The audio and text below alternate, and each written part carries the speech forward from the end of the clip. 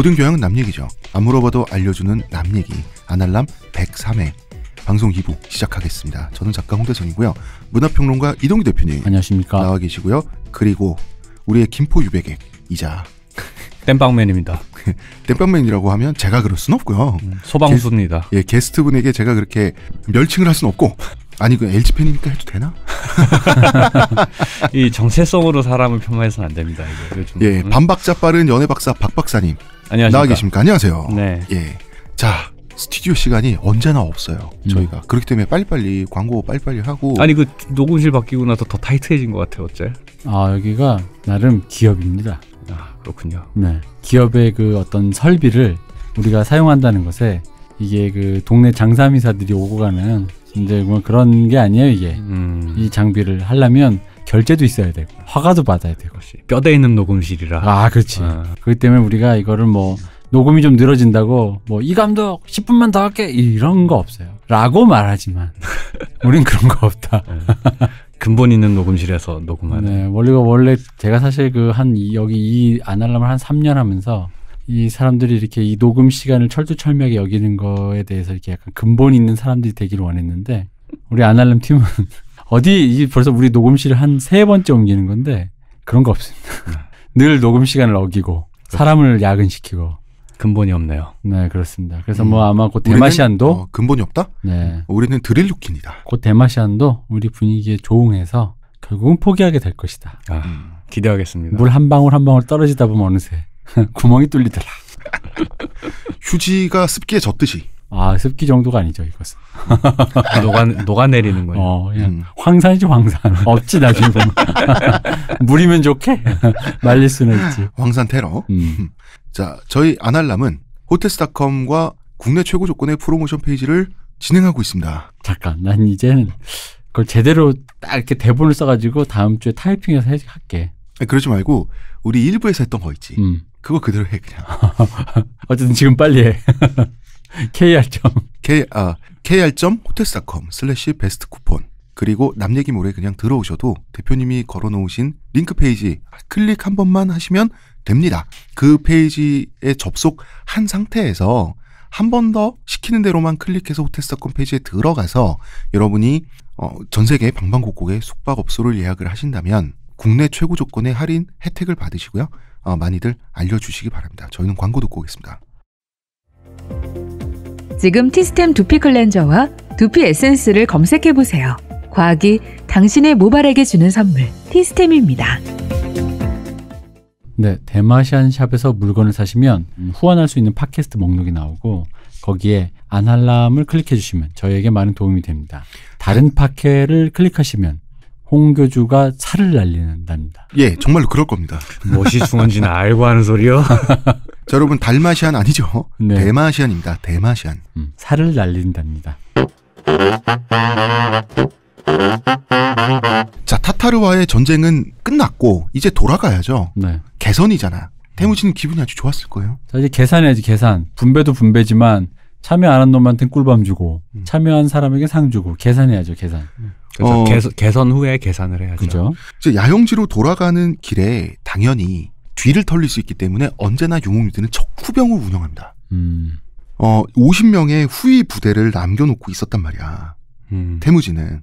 그래야지 어떤 일이 있을 때 뭐 나머지 한 40명은 전투에 돌입해서 혹은 그 다른 데로 유인할 수도 있고 나머지 10명 정도는 태무진에게 급보를 알릴 수 있는 이런 후위 부대는 태무진이 착실하게 운영했어요. 척후병, 후위병. 왜 그랬을게요? 전투에 자신이 없었기 때문이에요. 그렇기 때문에 만반의 준비를 하는 습관을 자무카에게 패배한 이후에 들이게 돼요. 그리고 이 습관이 시스템화되면서 나중에 엄청난 위력을 발휘하게 되는 겁니다.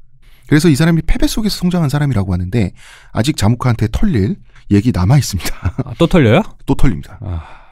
벌써부터 마음이 아프네. 사실 이 얘기 듣다 보면 자무카한테 마음이 가요. 그런가요? 네, 그렇습니다. 이 양반 지금 오랜만에 오시니까 주인공 서사에 너무 몰입하셨네. 아직 제가 봤을 땐 자무카 서사가 없어서 진 주인공이 자무카인 거예요 지금. 듣다 보면 왠지 왜 그런 거 있잖아요. 뭐 이런 류의 그런 소설이나 서사시 듣다 보면 주인공보다 옆에 있는 한테 마음 쓰이는 사람들 있잖아요. 그렇죠. 뭐 예를 들어 루크 스카이워커보다는 한 솔로라든가. 그렇죠. 뭐 그런 거.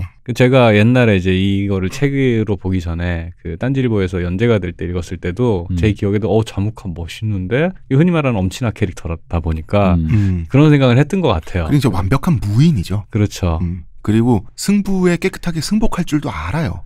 자무카가. 이 사람 굉장히 특이한 캐릭터고 자무카 얘기는 이제 슬슬 나옵니다. 네. 그런데 지금은 아마 오늘까지 자무카는 또 딴 데서 마이 비즈니스를 하고 있는 것 같아요. 지금 이러고 있는 와중에 자무카는 이미 세력을 형성해서 성공적인 삶을 살고 있는 거죠. 지금 물론이죠.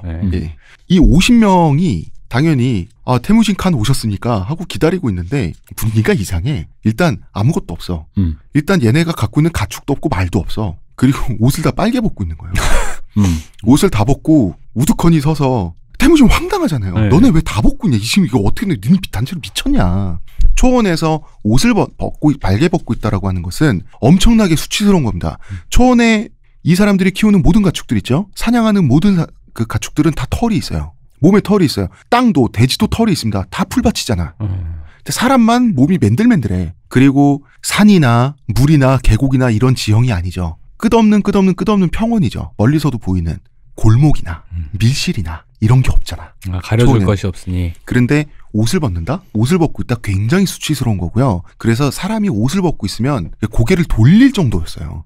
그 보는 사람이 부끄러워서. 네. 그런데 부끄러우면 나의 그리고 40명이 옷을 빨개 벗고 집단 단체로 있으니 굉장히 충격적인 비주얼이죠. 그렇죠. 스트리킹을 승리의 셀러브레이션을 스트리킹으로 하고 있어요. 태무진 황당하잖아. 이유가 뭔가요? 그러니까 이제 울먹이면서 말하는 거죠. 주룩힌 놈들이 쳐들어와서 가축을 죄다 쓸어갔습니다. 이 반동들이 그러네. 이 반동 부르주아 놈들이 이놈들이 반항하니까 놈들이 우리 사람들을 10명이나 죽이고 옷까지 다 벗겨갔습니다. 모욕까지 당해라 이거죠.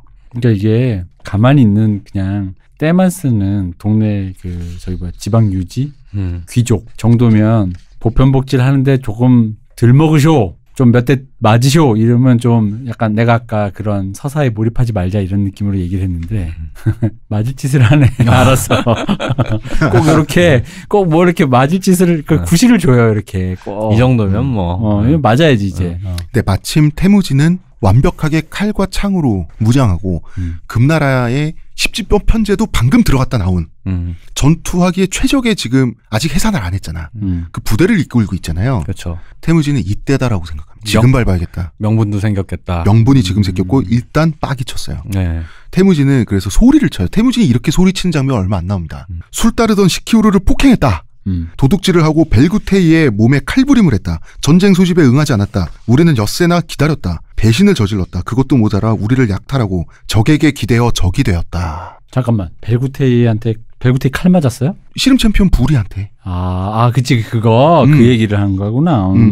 가축을 빼앗고 목숨을 해치고 다 큰 어른들을 재밌지. 다 큰 어른들을 대낮에 발가벗겨 모욕했다. 저 대장님 잠깐 그 얘기는 삭제. 2차 가해입니다. 2차 가해인데 이거 진짜. 그래서 이 말을 듣고도 전쟁에 동의하지 않을 사람들은 없었을 거예요. 뭔가 이렇게 모르겠어요. 실제로 이 말이 줄줄이 이렇게 청산유수처럼 나왔는지는 알 수 없는 일이지만 이랬다면은 태무진이 나름대로 이게 명분을 속으로 계속 쌓고 있었다라는 느낌이 좀 있긴 하네요. 속으로 화가 많이 쌓인 거지. 속으로 하나하나 다. 이거 우리 벨구테이 내 동생의 칼집도 내고 몸에 이 자식들 도둑질도 하고 미친놈들 진짜 이러고 있다가 생각해보니까 너 자꾸 억울했거든 태무진은. 이런 잘못까지 하니까 안 되겠다. 게다가 이제 자기 부하들이 빨가벗고 지금 초원에 그 드넓은 초원에 40명이 빨가벗고 오독하니 서 있는 모습을 보니까 저 그 군대에서 그런 비주얼 본 적 있어요. 우린 뭐 많이 봤지. 많이 봤지.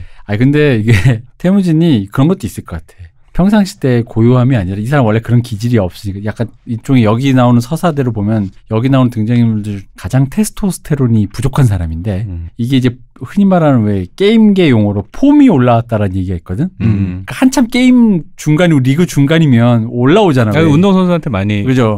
운동선수도 그렇잖아. 중간에 지금 승전 직후니까. 승전 직후니까 전투도 막 했고 그쵸. 뭔가 좀 분비되고 업돼 있고 자신감도 지금 한창 싸워볼만 하고 뭔가 일을 해결하기 위해서 폭력을 써본 기억이 방금 전까지 그쵸. 있었던 거지. 그게 기세를 탔다죠. 그지. 그런 게 있었기 때문에 또 이렇게 갑자기 청산유수처럼 막 터져나오면서 싸워보자는 얘기를 했을 것 같아. 이 주르킨족은 태무진 쿠리엔의 동화되기가 싫으니까 본인들의 쿠리엔을 따로 운영했다고. 왜냐하면 태무진 투쿠리엔 기분 나쁘잖아. 그렇죠. 노예 출신 젤메가 2인자 하고 있고 우리 귀족들인데 그럼 젤메 말 들어야 되잖아. 내외하고 싶지.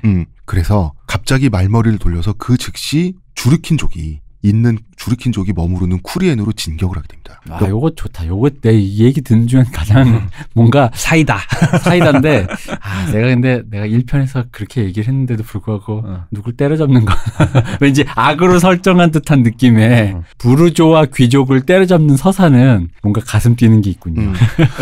그리고 이제 초원에서 전쟁은 곧 속도전이죠. 그렇죠. 준비할 틈을 주지 않겠다도 있는 거예요. 그러니까 복귀 중에 복귀 겸 진격이, 그러니까 복귀 행군 겸 진격이 돼버린 거야. 그러니까 서서히 전투가 어떻게 진행돼야 효율적이라는 걸 태무진이 슬슬 감을 잡는 거야. 태무진이 대기만성형이고 나쁘게 말하면 디디한 사람인데 이런 사람들의 특징이 성실할 경우에 한번 배운 걸 안 잊어요. 그렇죠. 배우는 건 느린데 태무진이 평생 학습을 하는 사람이거든요.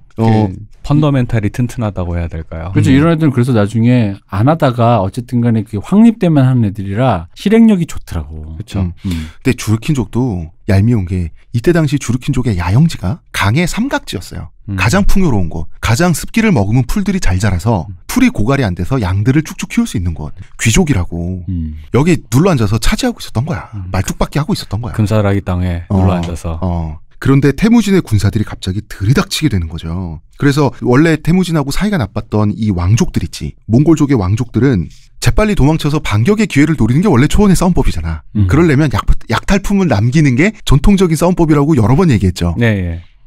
근데 하필이면 태무진은 금나라 제국군과 타타르 약탈전이 아니라 토벌전을 경험하고 온 직후야. 안 통하죠. 놓고는 갔는데. 놓고는 갔는데 약탈품 패스. 나중에 다 주스면 돼. 그래서 완벽하게 포위선멸해가지고 이 도망갔던 수뇌부까지 다 사로잡아 버립니다. 그래서 이거는 예상치 못한 싸움이었어요. 주르킨족의 입장에선. 우리가 약탈했으니까 보복약탈 당할 줄 알았지. 이런 신속기동하게 포위선멸 당할 줄은 몰랐던 거야. 그러니까 이 용맹한 주르킨족이 별다른 저항을 하지 못하고 패배하게 됐어요. 그래서 사실 주르킨족은 이때까지 태무진을 얼마나 만만하게 봤으면, 게다가 잘못도 많이 하는데 계속 참잖아 얘가. 자, 그래서 빨리 나 궁금해. 다음 사이다. 빨리 사이다 좀 빨리. 사이다 좀 빨리 뿌려주세요. 문제는 뭐냐면 주르킨족과 싸웠다는 것 자체가 일단 분열이죠. 그렇죠. 몽골족 내부에서도 분열이고 태무진 집단 내부에서도 분열이에요. 그렇죠. 내홍으로 보일 수밖에 없죠. 네. 그런데 태무진과 자무카는 항상 주변 세력을 누가 더 빨리 많이 흡수 통합하는가로 경쟁하고 있었는데 지금 내 휘하에 있던 다른 부족 시족도 아니고 같은 몽골족인 주르킨족을 다 노예로 만든다든지 쫓아낸다든지 학살한다든지 이러면 그렇다고 그냥 아무 문제도 없이 다시 악수하고 이제부터 잘 삽시다 이럴 수도 없잖아. 그렇죠. 이래버리면 이게 사실 이상한 거야. 그렇다고 이제 계급을 강등해서 노예나 평민으로 만들어버리면 원래 계급을 타파하던 사람인데 계급 평등 정책을 썼잖아요. 태무진은. 그럼 자기 노선에도 문제가 생겨. 그렇죠. 자기 모순이 되는 거죠. 그렇게. 그러니까 너무 완벽하게 포위선멸에 성공하고 승리하다 보니까 갑자기 골 때려지는 거예요. 처치 방법이. 예, 이걸 어떡하지? 그치. 이게 마치 그 학교 때 애들끼리 싸울 때 기세를 완전히 잡았다가도 정작 못 때릴 때 있잖아. 한두 대 때리다가 진짜 왜 정말 격해지면 남자애들끼리 흔히 격해질 때 특히 힘 뻗칠 때 고등학생 때 싸우면은 너무 뻗쳐서 못 집어들 던지고 하잖아요. 근데 그 순간 애들이 멈칫할 때 있잖아.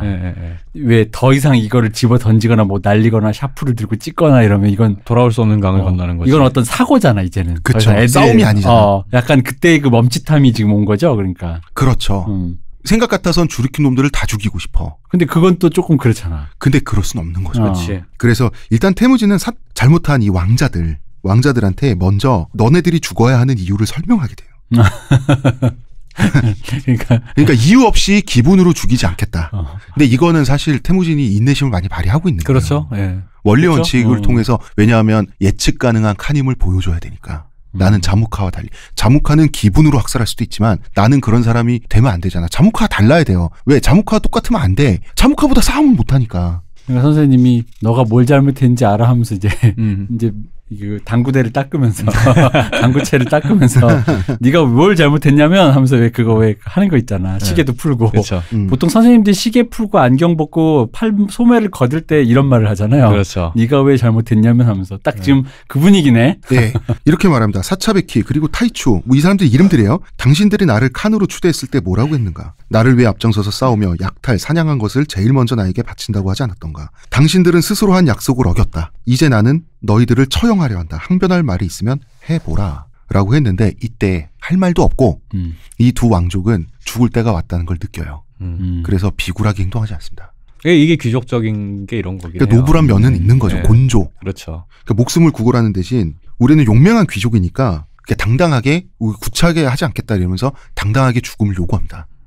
나의 목을 쳐라. 그러면서 목을 내밀었어요. 잠깐만요. 그거 혹시 그냥 깡 아니에요? 설마 치라고 해서 진짜 치겠냐 싶어서. 그랬을 수도 있어요. 왜냐하면 노블한 척하면서 오히려 비굴한 그거 아니야? 근데 전쟁터잖아요. 전쟁터니까. 근데 그랬을 수도 있는데. 왜냐면 얘는 살아온 게 그렇게 그런 식으로 좀 이렇게 연합해 살다 보니까 설마 이런 거 갖고 이 정도까지 치겠어라는 그런 또 약간. 그랬는데 어쨌든 태무진은 이 사람들 즉결 처형을 해요. 할 수밖에 없었고. 그렇지. 근데 귀족이라고 해서 특별 대우를 해주지 않겠다. 자, 삶이 공평해야 된다면 죽음도 평등해야 된다. 이게 뭐냐면 원래 귀족들은 피가 몸 밖에 나와서 땅에 흩뿌려지는 그런 처형법을 안 당했어요. 그건 노블하지 않아요. 왜냐, 몽골 사람들은 그 사람의 영혼이 피에 있다고 믿었기 때문에 그 영혼이 흩어지는 거고 섞이는 거고 오염되는 거는 좀 노블한 죽음이 아니었단 말이야. 그랬는데 그냥 참수를 해버려요. 참수는 목을 베는 거죠. 하층민이 죽을 때랑 같은 방식으로 죽였다라는 건 거죠? 그렇죠. 그러니까 죽음도 평등하다. 그리고 너네는 귀족이 아니다라는 뜻도 되는 거예요. 이게 되게 재밌는 게 그러면 어떻게 죽냐? 목매달기, 척추 부러뜨리기. 이게 사람을 반으로 접는다 뭐 이런 거잖아요. 온몸 복합 골절. 아니면 그 사람을 눕혀놓고 그 위에 말대가 지나가게 해서 전신 타박상 및 뇌진탕으로 죽게 한다. 잔인해. 이게 가장 존경받는 사람이 죽음이었다고. 그러니까 피가 나지 않는 방식으로. 그에 비해서 참수는 굉장히 고통은 없어요.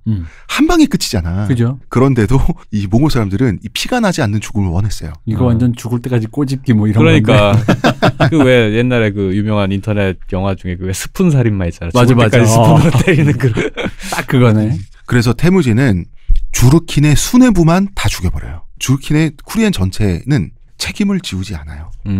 뭐냐면 책임자와 책임자가 아닌 그냥 명령을 따를 뿐인 사람들 있죠. 이걸 명확하게 구분하는 습관을 이때부터 가져요.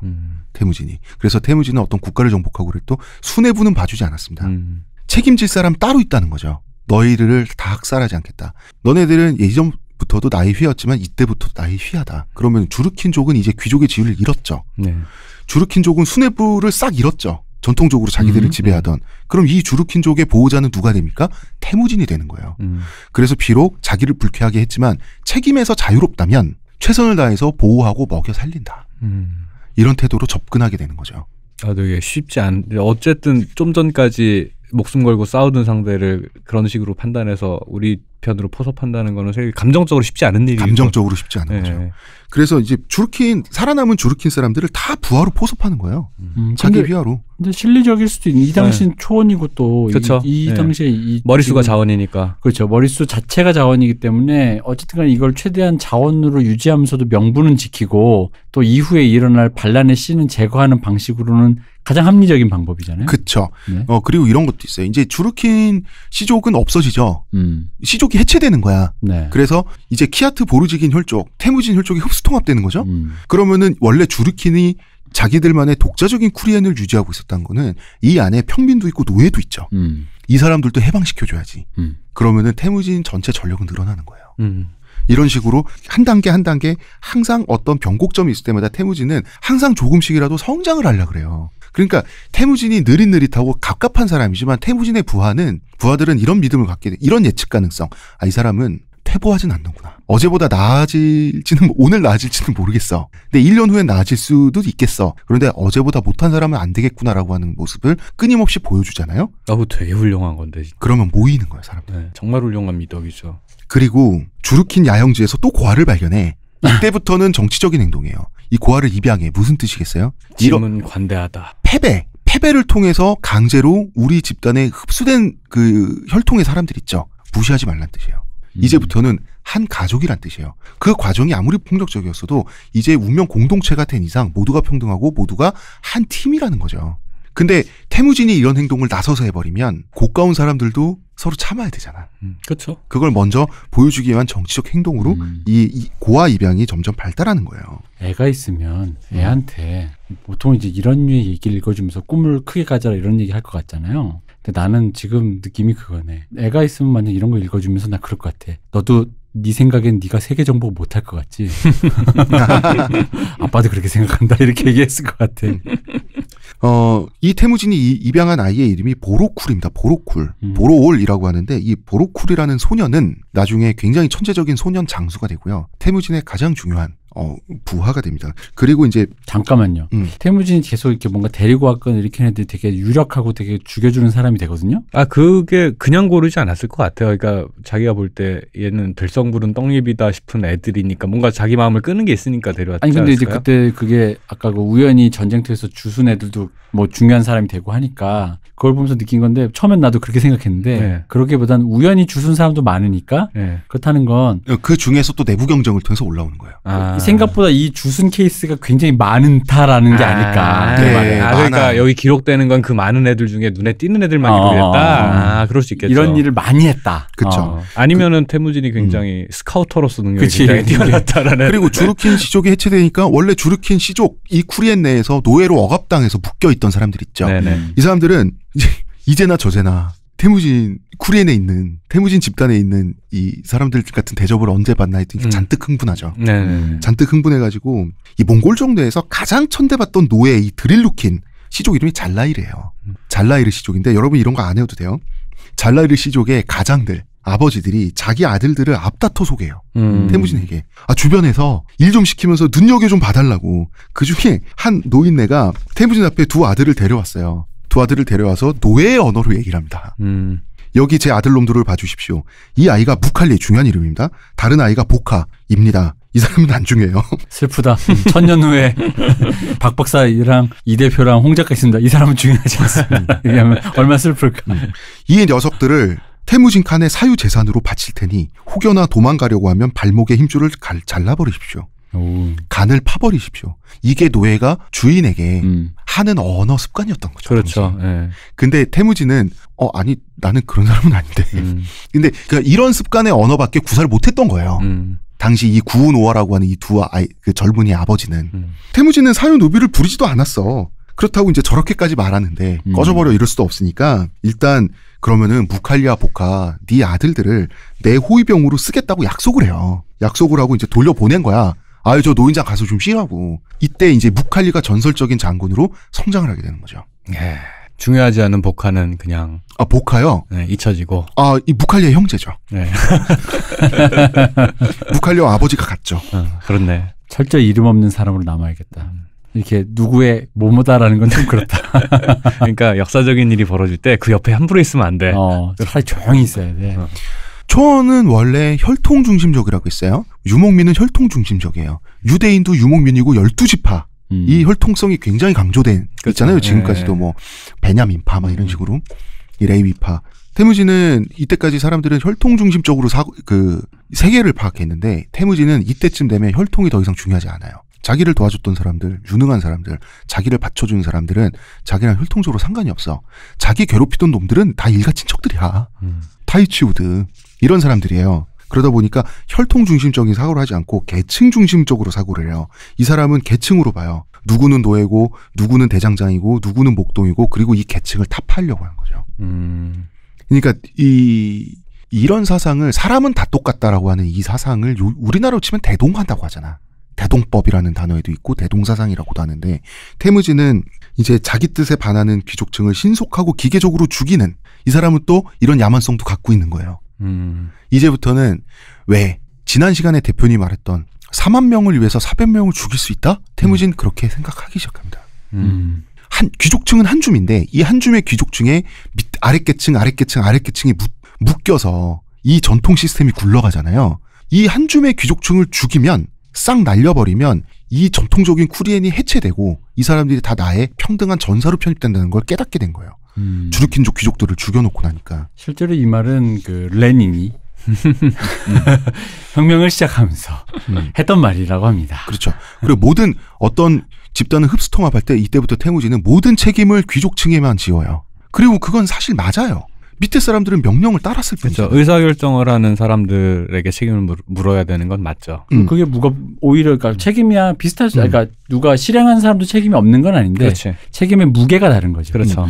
그래 내가 포로인데 싸우다가 어떻게 태무진한테 졌어요. 그러니까 우리 집단이 정복당했어. 그러니까 전쟁포로가 됐더니 갑자기 해방돼. 이제부터 태무진의 백성이래. 자기한테는 책임도 안 물어요.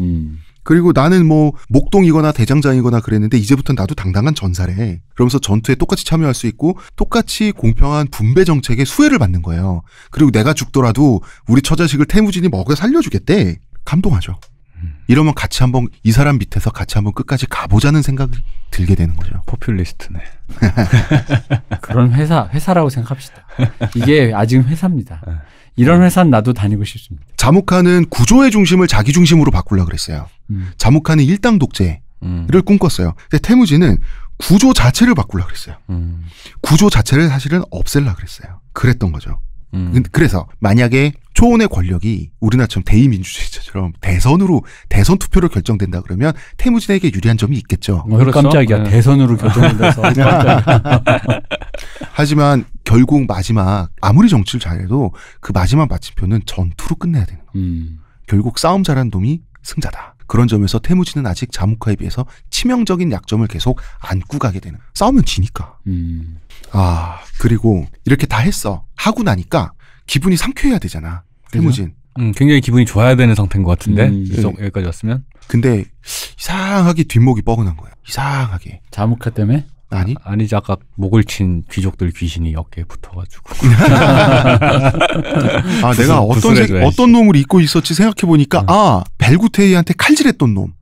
초원의 씨름 챔피언 불이 주르킨 놈이잖아. 그죠. 이 자식은 처치해야겠다라는 생각. 아까 안 죽었어 같이? 안 죽였어요. 진짜. 아까 그럼 걔는 왜 안 죽였던 거예요? 걔는 그 정도로 주류는 아니야. 주르킨 수뇌부는 아닌데. 아닌 거야. 주르킨 수뇌부는 아닌데. 주르킨은 전체가 귀족인 거예요.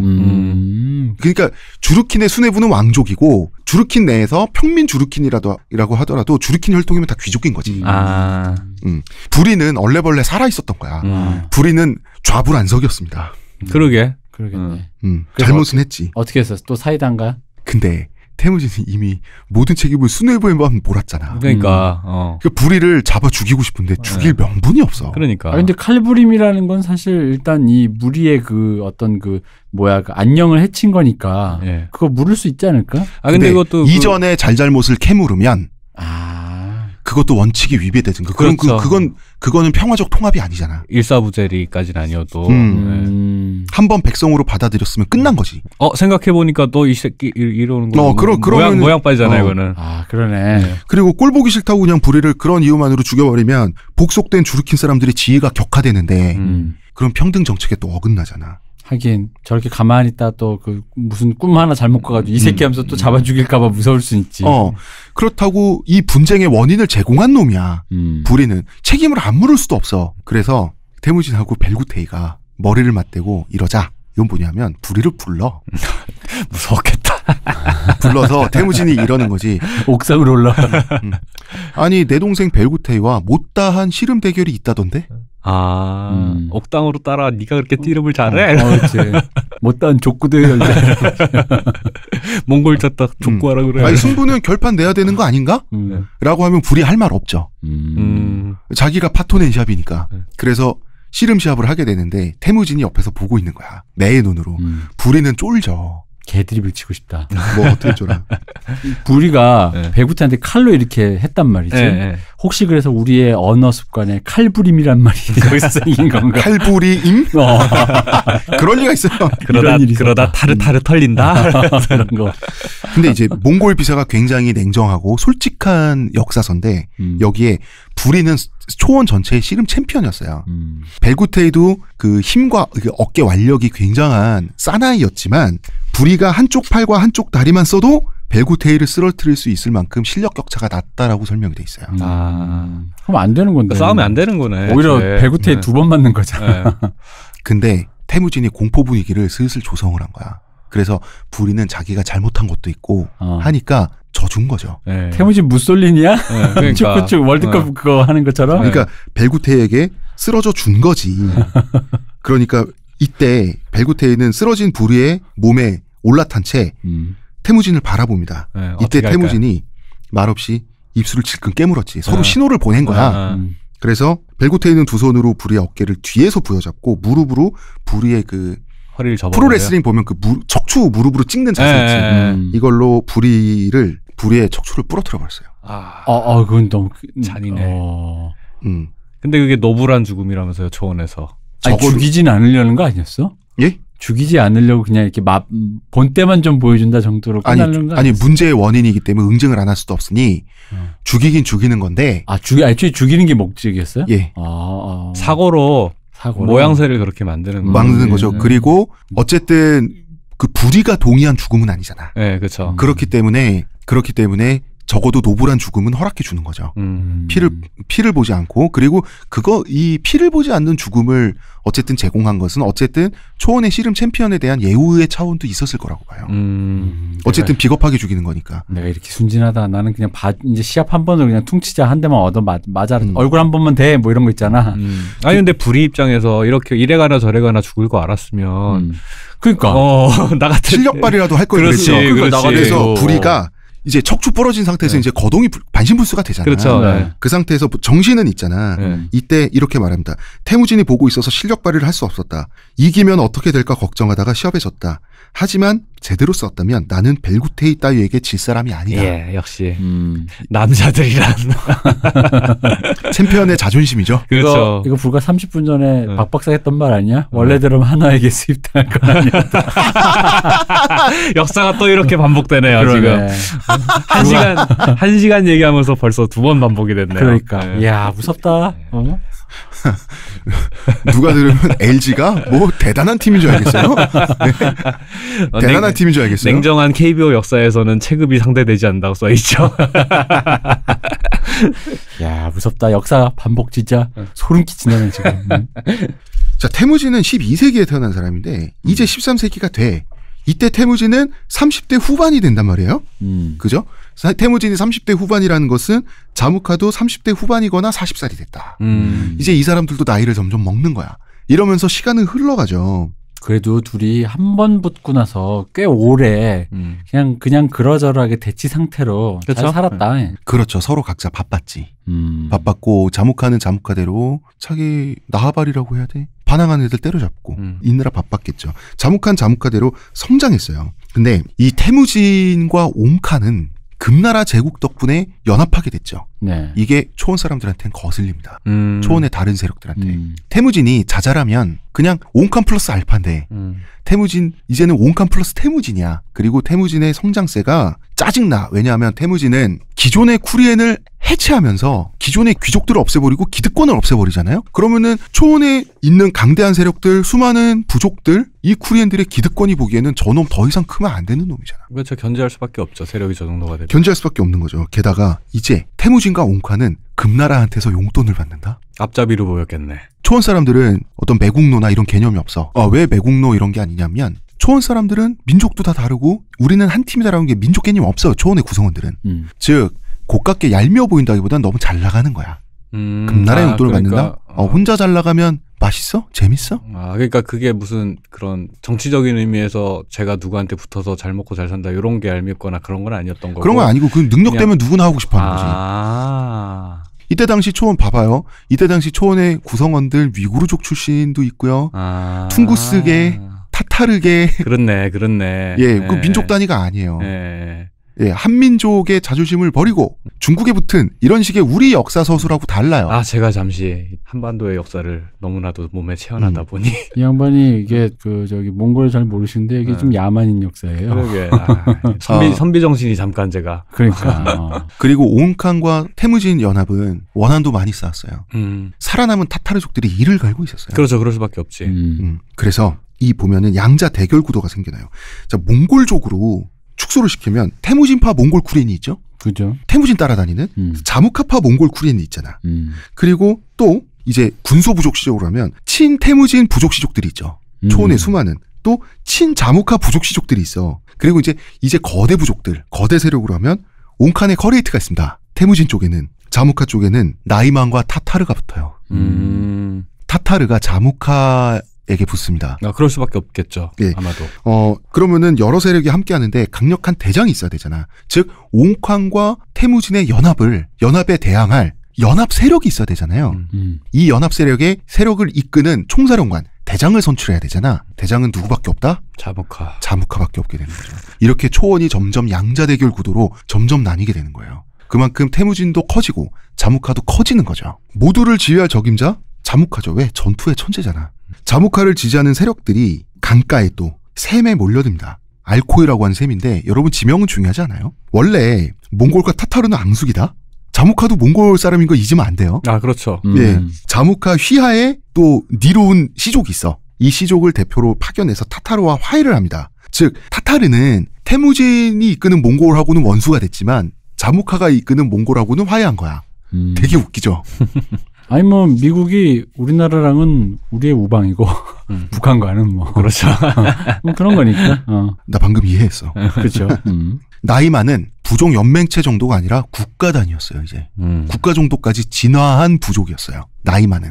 그래서 주변에 위구르, 서하 이런 발전된 문명을 지금 성취하고 있는 그 친척 유목 민족들을 보면서 따라합니다. 궁정도 갖고 있었고요.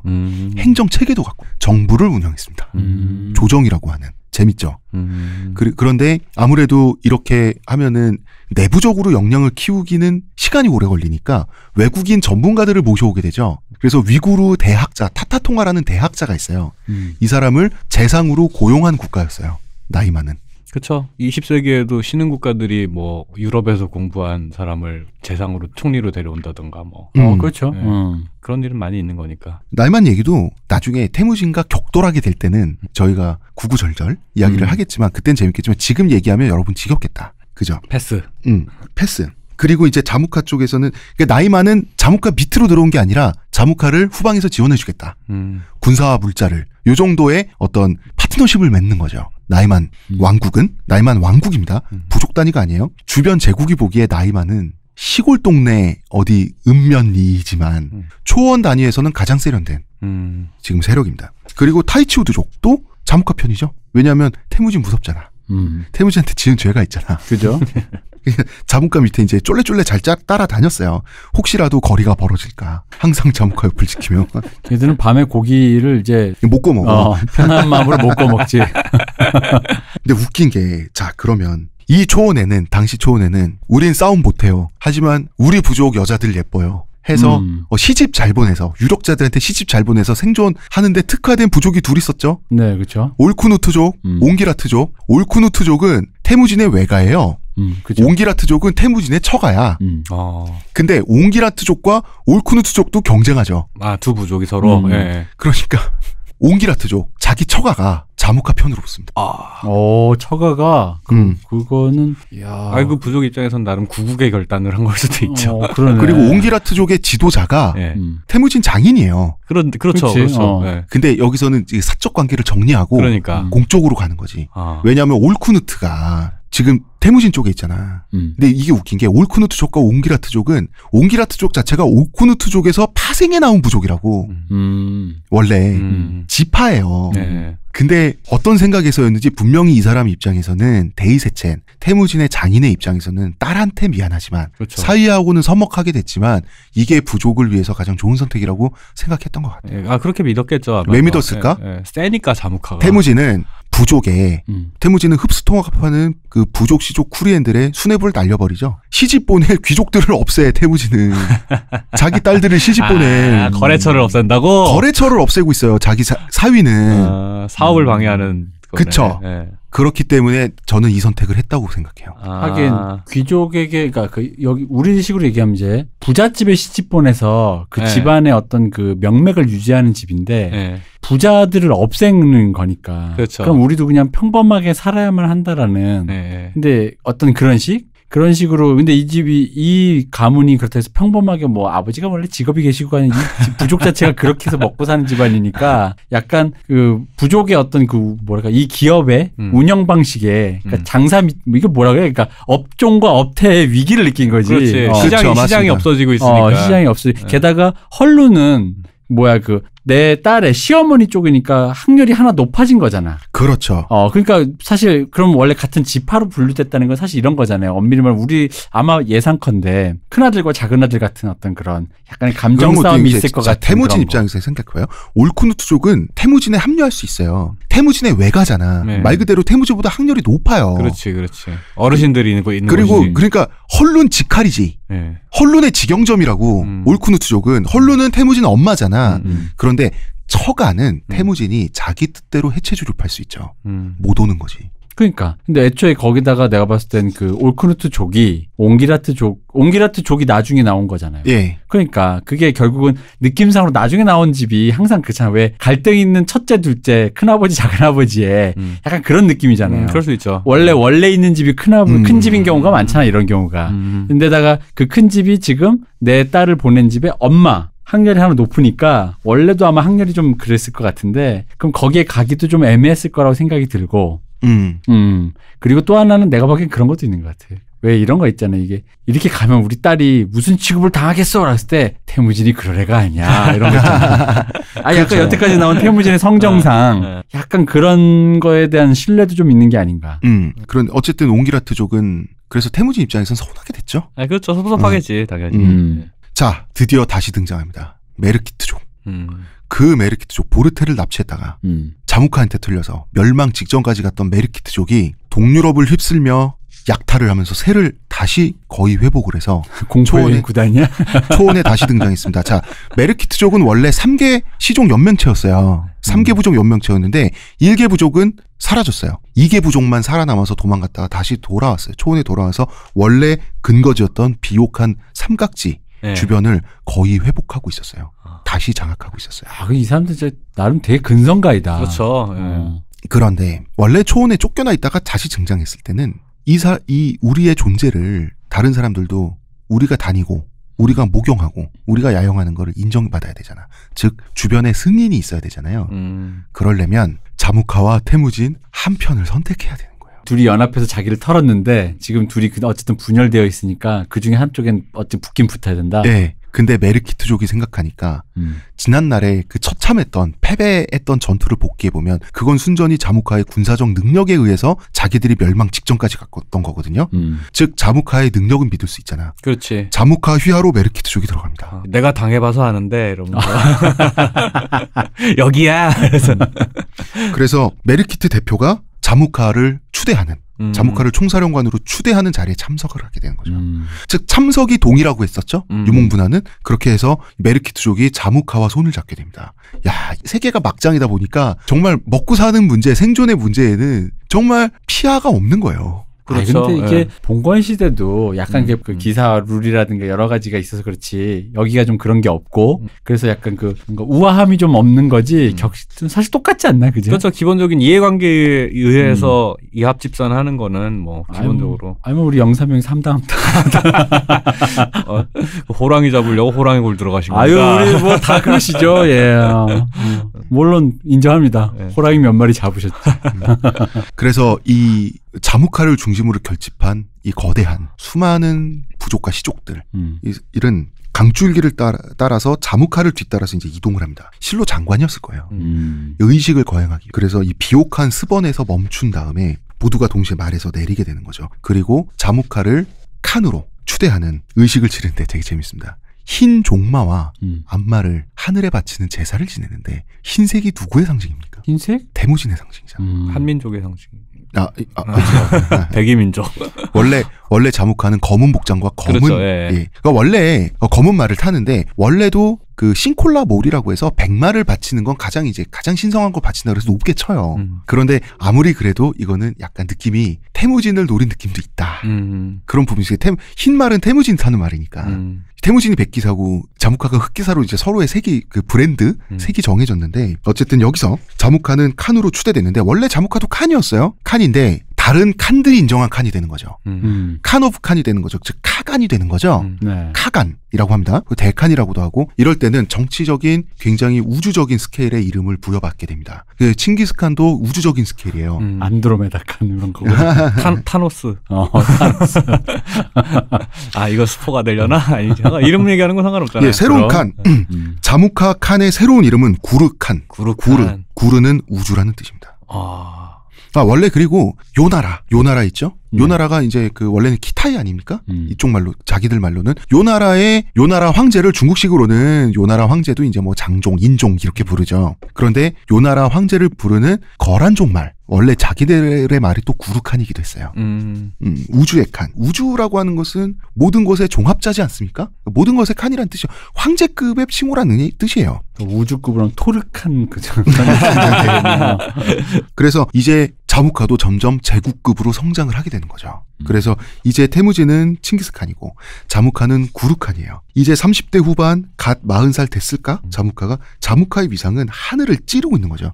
이때 당시에 초원 통일에 가장 근접한 인물은 자무카예요. 구르칸이란 칭호는 아무나 아무에게 주어진 게 아니거든요. 아무나 아무를 부르는 이름이 아니거든요. 이때 당시 초원 사람들, 자무카를 구르칸으로 추대한 사람들은 어느 정도는 자무카가 그 정도 위치이고 그 정도 위치를 차지할 거라고 어느 정도는 인정을 하게 되는 거죠. 또 나이적으로도 전성기 아닙니까 이제? 그렇죠. 이 사람 위험한 말씀하시네. 중년 아저씨들이 무슨 전성기입니까? 사람들이 좀 시대를 읽지를 못하고 전성기는 20, 30대 청년들을 말하는 겁니다. 그렇습니다. 네. 그리고 자무카의 가장 먼저 타격 목표는 온칸이었습니다. 온칸은 옛날부터 태무진과 자기를 두고 이제를 하려고 그러잖아. 항상 우리 두 사람을 싸움 붙여서 항상 이득을 취하려고 하는 이 실리적인 뭐라고 해야 돼? 이 노인네부터 없애고 판을 시작하고 싶어 했어요. 근데 태무진은 어쨌든 온칸과 연합을 할 수밖에 없는 지금 입장이었고요. 자무카를 도발할 수 있는 방법이 하나 있군. 온칸이 아니지 금나라지. 금나라랑 맞짱 뜨고 오면 내가 상대해주지 이런 느낌으로. 자무카는 구르칸으로 추대된 자리에서 태무진과 온칸에게 전쟁을 선포합니다. 그 자리에서 선전포고를 하는 거예요? 그리고 그 잔치를 하죠. 잔치가 끝나고 해산하는 게 아니라 바로 연합군을 결성해서 행군이 시작되는 겁니다. 그게 출정식인 거네요. 그러네. 이걸 다 겸해서 한 거예요. 항상 속도전이에요. 자무카는 이 속도전을 즐겼고 잘했어요. 자, 그렇게 되면 당시의 동아시아 초원, 세계 전체가 연루된 대전투에 막이 오르는 거죠. 그렇지 않습니까? 그렇네. 여기 빠진 멤버가 없어요. 타타르족, 메르키트족, 커레이트족, 몽골족은 자무카와 태무진 반반 갈라져 있죠. 다시 등장한 메르키트족, 그 다음에 서쪽에서 왕국을 꾸리고 있던 나이만 왕국까지 다 연루가 되는 겁니다. 드디어. 그리고 이제 친태무진파 무리들이 초원에 막 여기저기 퍼져 있지 않겠습니까? 초원은 같은 쿠리엔 같은 팀이라도 산계에 있다 그랬잖아요. 네네. 그래서 재빠르게 이제 전쟁 소식을 알려오는 거죠. 태무진 칸, 자무카가요. 구르칸으로 추대됐어요. 그래서 구르칸으로 추대한 애들 중에 타타르도 있어요. 정말 그래서 메르키트족도 있어요. 그래서 전쟁 선포했어요. 누구한테? 칸한테요. 너요 너. 나 왜? 왜? 그래서 태무진은 바로 이제 온칸한테 알리는 거죠. 큰일 났는데요. 저쪽에서 우리를 토벌한다고 전쟁을 결의했는데 그래서 바로 전쟁 준비에 들어가야 되잖아. 그렇지. 당연히 그래야지. 근데 두 사람 디디하게 전쟁을 결의합니다. 네? 결의한다고요? 예, 전쟁을 결의합니다. 아니, 전쟁은 이미 시작됐는데. 그러니까 저쪽에서는 군사를 일으켜서 출정을 했는데 결의를 한다고 지금? 예. 그 소식을 듣고도? 예, 그게 순서인 줄 알았겠지. 근데 이거 금나라한테 SOS 청하면 되는 거 아닌가? 금나라요? 네. 금나라가 왜 봐줘? 금나라는 이기는 편 우리 편? 뼈다귀만 던져줄 뿐이지 만약에 졌어 그러면은 자무카한테 용돈 주면 되지. 그렇지. 갈아치우면 되지. 갈아치우면 되는 거예요. 이기는 편 우리 편이 이렇게 좋은 거라니. 돈이 최고다. 그러네. 제국이 최고다. 역시 스폰주는 아저씨들이 최고야. 이게 조폭을 그거 할 때. 그렇지. 전주 요즘에 다 전주 따라 움직인다고 하던데. 그 비열한 거리 영화에 보면 네, 그렇죠. 그죠? 그 스폰이라고 부르잖아요. 네. 그분도 거기서 보면 그 원래 윤재문 씨에서 그 조인성으로 갈아타는 거잖아요. 그렇지. 이기는 편 어쨌든 담궈서 이겨오면 너다. 내가 굳이 저쪽 내가 옛날에 데리고 있었다고 해서 걔 뒤를 나의 피해를 감수해가면서 봐주고 있을 이유가 없지. 그럴 리가 없죠. 왜? 우리는 같은 급이 아니야. 그것도 그렇고 용역인데 뭐 쟤들 입장에서. 그러네. 그렇죠. 근데 이때 전쟁을 대하는 태무진의 태도가 13위 전투에서 자무카한테 처참히 깨질 때랑은 달라져 있었어요. 어떻게 달라져 있었냐? 13위 전투 때는 어떻게든 에라 모르겠다 붙어보자 어떻게든 되겠지 하고 붙다가 처참히 깨졌잖아요. 전투는 이렇게 하는 게 아니구나. 즉 태무진은 어떤 생각을 하냐면 전투에서 최대한 이길 가능성을 끌어올리기 위해서 할 수 있는 모든 것을 미리 다 해야 한다. 라는 생각을 하게 됩니다. 동의합니다. 이것은 어느 정도 급이 있는 장수라면 우리 역사를 보게 되면 어느 정도 명장소를 듣는 사람들에겐 기본이죠. 그렇죠. 태무진은 나이 40에 이거를 처음 하게 되는 거예요. 아유 아는 게 어디예요. 아는 게 어디야. 그거는 자무카한테 어떻게든 되겠지 붙었다가 어떻게 됐죠? 네, 참교육 받았죠. XX 됐잖아. 참교육 당했잖아. 그래서 최대한 가능성을 끌어올리겠다. 그건 뭐냐면 헤이 태무진 돈 두대. 전투는 어차피 자무카가 잘하니까 전투 외에서 최대한 조건을 끌어올리겠다. 네. 승리 조건을. 즉 전초 부대를 굉장히 인내심 있게 정밀하게 운영합니다. 적이 어떻게 움직이고 어디까지 왔고 적은 지금 무엇을 하고 있고 적은 어떻게 보이고 적의 구성은 어떻고 이것을 면밀하게 2중, 3중, 4중으로 전초부대 스파이라고도 할 수 있고요. 정보전을 했구나. 예, 이 정보전을 먼저 하게 됩니다. 그 다음에 또 하나 매복 전술. 매복을 통해서 본격적인 전투가 벌어지고 있을 때나 벌어지기 직전이나 벌어진 후에도 매복을 통해서 착실하게 적에게 피해를 강요하겠다. 그렇죠. 네. 이런 생각을 하게 되는 거죠. 즉 적보다 먼저 상대를 발견하고 관찰한다. 그리고 먼저 피해를 입힌다. 아 이거 현대 전쟁에서는 기본적인 교리. 선빵 필승 아니야? 선빵 필승이라기보다는 자잘한 제비라도 때릴 수 있을 만큼 먼저 때리고 시합을 시작하겠다는 거죠. 그렇죠. 피해를 누적시킨다. 이게 현대전에서는 기본이지만 이때 당시에 태무진 머리에서 나올 만한 건 아니야 사실. 이때 당시엔 기본 전술이 아니에요. 그렇죠. 네. 특히 초원에서는 이거는 어디까지? 그러니까 태무진이 갖고 있는 몽골 제국이 갖고 있는 훗날 세계를 정복할 때 이 몽골군의 세련된 현대적 전술 있죠. 이 모든 것은 어떻게 하면 자무카에게 조금이라도 대항할 수 있을까 고민하면서 나온 것들이에요. 자무카 너무 세니까. 우리 끝날 때 됐으니까 또 재밌는 얘기 하나. 태무진이 지고 나니까 자무카한테 싹 도망갔던 다리타이 숙부 있죠.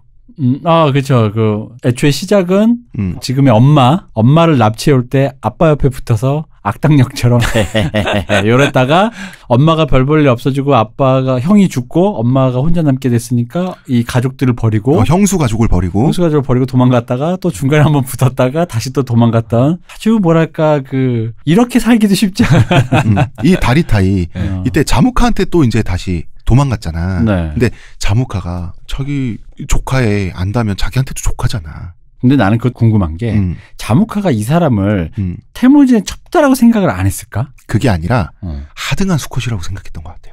아예 그 정도 가치조차 인정을 안 했구나. 그럴 수 있겠다. 자무카는 사람을 약간 그런 식으로 보는 전형적인 부인이기 때문에 그래 다리타이는 외롭고 고독하고 자무카가 무섭기도 하고 그랬던지 이때쯤에 어느 틈에 그런 다시, 캐릭터들이 되게 관심을 요구하죠. 항상. 다시 형수 조카 나 좀 봐줘 하고 다시 와가지고 싹싹 빌어서 이때 태무진 밑에 또 있었어요. 이런 캐릭터 오래 살아 그리고. 맞아. 죽지도 안 하자. 전쟁이 지금 벌써 몇 번 지나갔는데. 이런 사람들이 요즘 살았으면 인스타그램에 이렇게 셀카 찍어주고 외롭다. 아니 장례식장에서 울면서 셀카 찍는 애들이지 이게. 초원 철새. 초원의 철새 다리타이.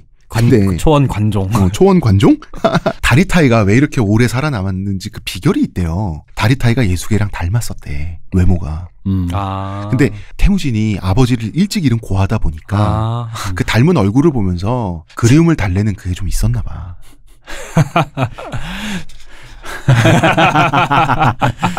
현대인인 나로서는 도저히 이해가 안 됩니다. 그래요? 좀 허를 찔린 기분이긴 하네요. 근데 그럴 수 있다고 생각해요, 진짜로. 왜 괜히 그런 큰일하는 사람한테는 사소한 운도 얼마나 중요하게 느껴지겠어요. 근데 마음이 찝찝한 일을 하고 싶지는 않을 것 같긴 해요. 자, 그리고 청취자 여러분 놀라지 마세요. 아버지랑 닮아서. 네, 그러니까. 그치. 청취자 여러분 놀라지 마세요. 다리타이의 철새 행각은 그 여정이 이제 반 정도 왔습니다. 아직 반도 안 됐어요. 예. 대단하다. 네. 그래서 이제 전투가 정말 대규모 전투가 이제 벌어지려고 하는 거고요. 이제 전쟁 편제를 마치고 자무카는 태무진과 옹칸 연합군을 향해서 진격을 계속하고 있고요. 이제 태무진과 옹칸도 각자 돌격대, 선봉대 이런 거를 구성하면서 이 초원세계 전체가 연루된 대회전이 시작되려고 하는데 스튜디오 시간이 다 됐고요. 저희 때문에 1시간 이상 오바에서 이 스튜디오 관리하신 분이 야근을 하고 계십니다. 여기까지 하겠습니다. 네. 그리고 인사말도 좀 이렇게 하면서 덕담도 하고 여담도 하고 싶은데 우리 진짜 나가야 돼요. 근데 우리 때문에 저분이 야근하잖아요. 우리는 뭐야? 악덕 기업주는 아니고 악덕 고객도 아니고 이거 뭐라고 해야 돼? 을질하다 그러죠. 더러운 을질. 네, 을질하고 있는 거죠. 그렇군요. 네. 을질이 나타났다. 갑의 선의에 기대어 사람을 곤란하게 만드는. 내가 피해자라고 내가. 네, 저희 을질 이 시간 여기까지 하겠습니다. 박 박사님 네. 수고 많으셨어요. 네, 감사합니다. 예. 재밌었습니다. 뭐 소주 한 잔? 네, 좋습니다. 예. 이동규 대표님, 문화평론가 이동규 대표님. 감사합니다. 감사합니다. 저는 작가 홍대선이었습니다.